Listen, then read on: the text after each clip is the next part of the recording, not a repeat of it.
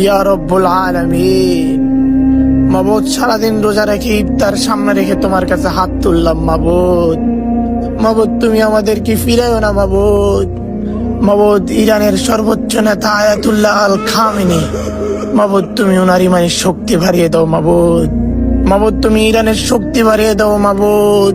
মাবুদ, তুমি ইসলামের জয় করো মাবুদ। মাবুদ, ইরানের আয়াতুল্লাহ আল খামেনির শক্তি বাড়িয়ে দাও মাবুদ। উনি যদি বেঁচে থাকে উনাকে ইমানের শক্তি আরো বাড়িয়ে দাও।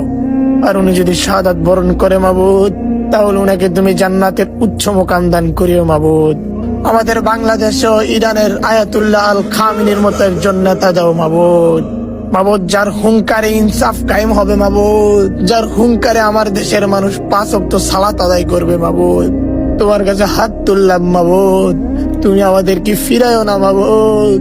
তুমি আমাদের মুনাজাতটুকু কবুল করে নাও মাবুদ। মাবুদ, তুমি আমাদের মুনাজাতটুকু কবুল করে নাও।